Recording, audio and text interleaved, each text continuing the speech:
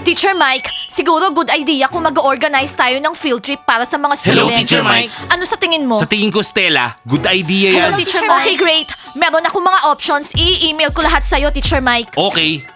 Smiley, pumunta ka sa opisina ko. Mag-uusap tayo. Ano nangyayari? Nasa trouble ba ako? Tungkol to sa nakaraan mo, Smiley. Bad trip, ayokong pinag-uusapan yung nakaraan ko. Hello girls, kumusta? Meron tayong problema.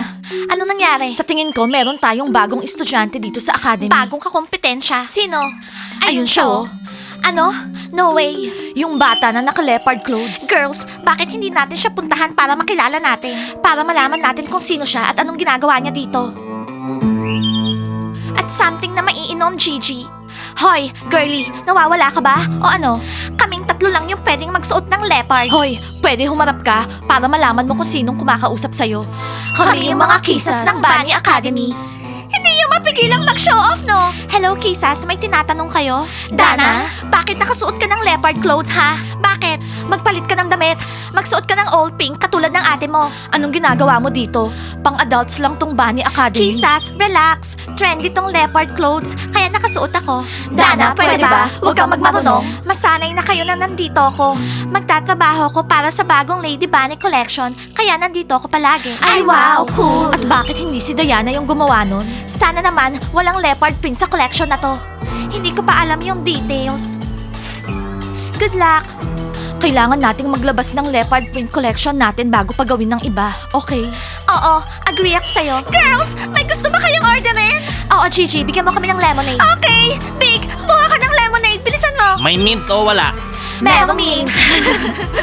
Guys, biruin nyo ang baba ng grade na binigay ni Teacher Mike. Ang sabi ko kasi, mag-review ka. Tsaka ang pangit ng mood ni Teacher Mike kahapon. Oh, yung mga cool girls, parating na. Boys, anong nangyayari? Bakit hindi nyo dinala si Smiley sa amin? Naghintay kami ng 2 araw. Nasaan na siya? Nagsiselos ba kayo o ano? Kailangan lang namin siya for business. Ano bang business? Ba't lagi niyong pinag-uusapan si Smiley? Gusto niyo yata yung nickname niya eh. Natatakot siya sa amin tuwing nakikita niya kami nawawala siya. Oo, tama. Duwag si Smiley. Sabi niyo sa amin cool siya. Siyempre ex niya. Di niya sasabihin loser si Smiley. Guys, unbelievable kayo. Kapag sinabi namin dalhin nyo si Smiley sa amin, gawin nyo na lang, okay? Pero for some reason, umaarte kayo na parang duwag. Takot ba kayo sa kanya?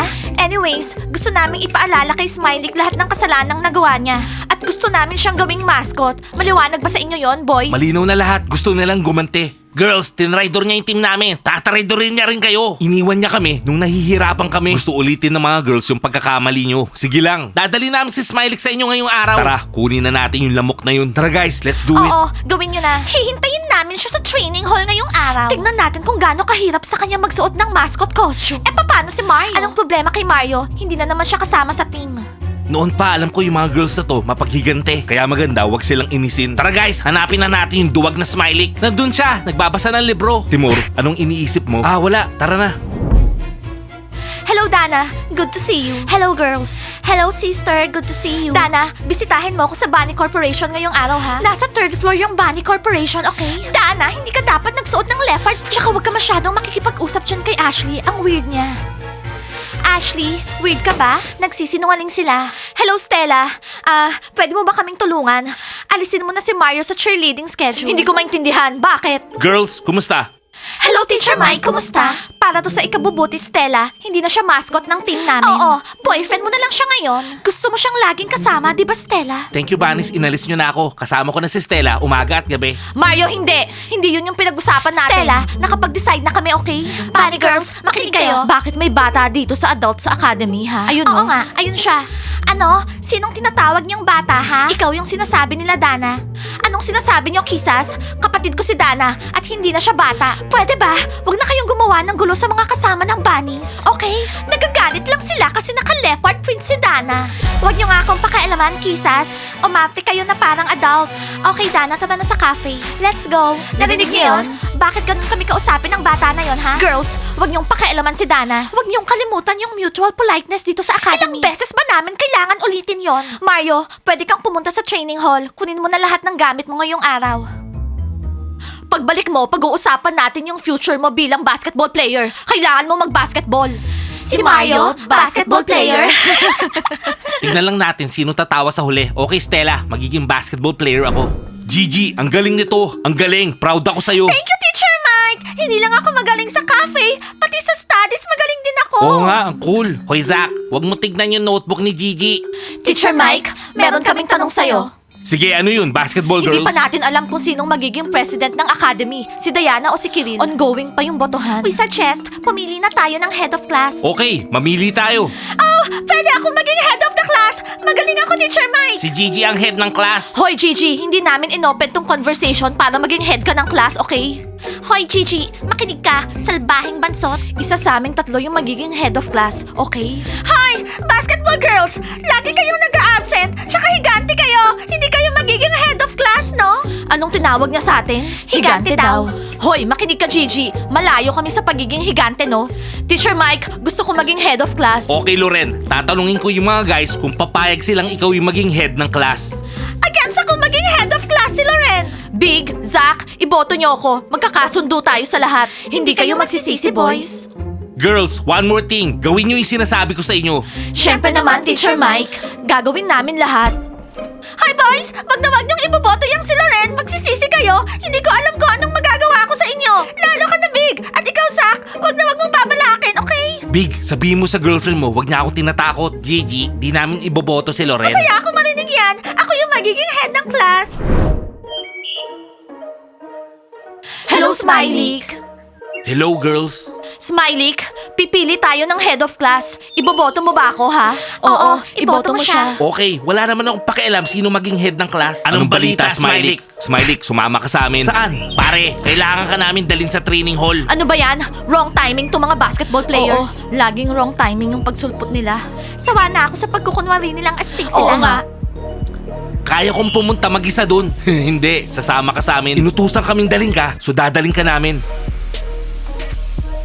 Wow! Saan dadalhin ng mga basketball players si Smiley? Ayaw ng mga basketball players si Smiley. Oo, syempre. Hindi nila patatawarin yung mga kasalanan niya dati. Girls, question. Pwede ba ako maging basketball player? Pwede ka maging basketball player? Syempre hindi. Magiging basketball player ako, makikita nyo. Ha, girls, gusto daw niya maging basketball player? Well, I'm sure, idea ni Stella yan. Gusto lang ni Stella ng astig na lalaki. Hello, Stella. Ang cool mo ngayon, ah. Thank you, basketball players! Ipapaliwanag lahat ng girls sa'yo. Okay, girls, kung walang gagawin yung mga basketball players kay Smiley, tayo yung kikilos, okay? Paano kung tumanggi si Smiley sa proposal natin? Hindi siya tatanggi kung gusto niya talagang mag-aral dito. Kitty, hindi mo ba naiintindihan? Gusto natin siyang maging mascot natin para malaman natin lahat ng tungkol sa kanya. Bakit niya tinaydor yung mga basketball team at tayo? Malalaman natin lahat ngayon, Nat. Sa tingin mo ba, bobo ko para hindi ko maintindihan? Sinabi lahat yan sa akin ni Diana. Okay, girls, wag na kayo magtalo ngayon. Oras na para malaman natin yung reaction ni Smiley. Okay? Girls, eto na yung delivery nyo. Kunin nyo na. Wow, boys, dahan-dahan lang. Sobra naman yan. Anong gusto nyong sabihin sa akin, girls? Ano ba nangyari? Makikinig rin kami. Gusto namin malaman. Boys, gusto namin kausapin si Smiley in private. Lumabas na kayo at isara niyo yung pinto. Walang makikinig, okay? Okay, boys. Pinapalabas tayo eh. Kapag meron nangyari, nandito lang kami. Sabihin nyo lang kapag kailangan nyo ng tulong. Well, Smiley, welcome sa team. Ano ba nangyayari, ha? Malalaman mo rin, Smiley. Gusto mo bang subukan yung mascot costume? Ano? Nagbibiro ba kayo, girls? Basketball player ako at captain ng basketball team. Ano naisip nyo na isusuot ko yung costume? Oh, Smiley, hindi ka pa rin nagbago. Masyadong mayabang at matigas ang ulo. Lahat ng mga ginawa mo sa amin dati, babalik sa'yo na parang boomerang. Ang chance mo lang, maging mascot namin, okay? Kung hindi, Kung hindi, ano? kaparusahan lang ang naghihintay sa'yo dito sa Bunny Academy. Hindi mo ba naiintindihan, ha? Sa tingin mo ba, nasa fairy tale ka? Kung ako sa'yo, pumayag ka at isuot mo yung costume. Okay, gets ko na. Pero sabihin nyo sa mga basketball players nyo na lubayan ako. Kung hindi, poprotektahan ko yung sarili ko. Okay, Smiley. Sasabihin namin sa kanila. Congratulations! Part ka na ng Bunny team ngayon. Yay! Nandun yung ulo ng costume. Isuot mo na. Kailangan nating mag-take ng picture at sabihin sa lahat na ikaw na yung mascot namin. Kung nahihiya ka, lalabas kami. Pwede kayo magstay, girls. Total, hindi naman tayo strangers. Hindi ka pa rin nagbago, Smiley. Pipikit na lang kami. Sabihin mo sa akin, Ashley, bakit ayaw nila makipag-friends sa'yo? Dadalhin ko na yung chocolate niyo! Sandali lang! Gigi, unahin mo kami, okay? Unahin mo yung mga adults. Hindi yung mga bata. Paano ka makikipag-friends sa kanila? Mga evil sila, hindi ako ganon. Ashley, show off lang yung mga kisas pero mababait sila. Dana, kumusta? Hanggang kailan ka dito, ha? Hubarin mo nga yung leopard cap mo. Ngayon na, hindi mo kailangan gayahin yung mga friends ko, Dana. Gigi, unahin mo na yung mga kisas. Galit na sila. Siguro nagugutom na. So, ano bang uunahin ko? Gagawa ng chocolate o ipagsaserve yung mga kisas? ko, naiintindihan ng bata kung sino yung una mong ipagsiserve. Siyempre kami, no?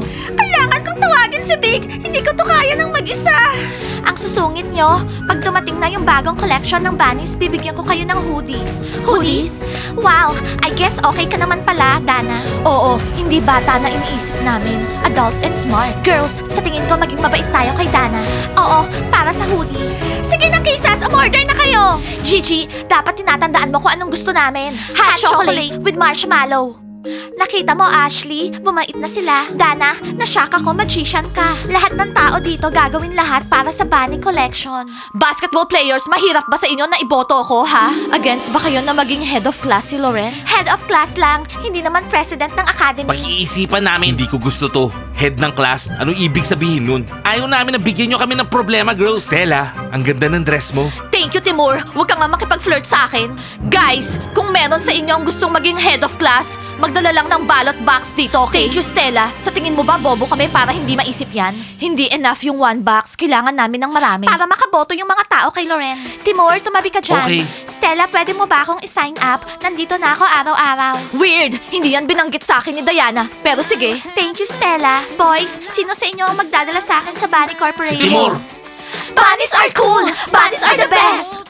Guys, gusto naming ipakilala sa inyo yung bago naming mascot, si Smiley. Welcome to the team.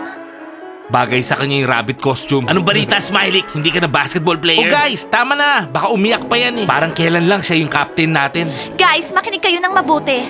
Part na ng team namin si Smiley. Naintindihan nyo? At huwag nyo na ulit siyang gagalawin. Poprotektahan namin si Smiley. Kaming lahat. O ano, narinig nyo yun? Poprotektahan ako ng mga bunny girls. Ako lang ba yung na-shock dito? Hindi. Wow. Well, mas bagay kay Mario yung costume. Stella, kaya pala gusto maging basketball player ng Mario mo, pero wala siyang chance. Wala. Well boys, magti-training na kami kasama ng bago naming mascot. Dana, pagkatapos umakyat ka na sa Bunny Corporation. Guys, i-comment nyo ha, anong masasabi nyo na si Smiley yung bago naming mascot. Like and subscribe to the channel and don't forget to hit the bell. See you on our next episodes. Bye!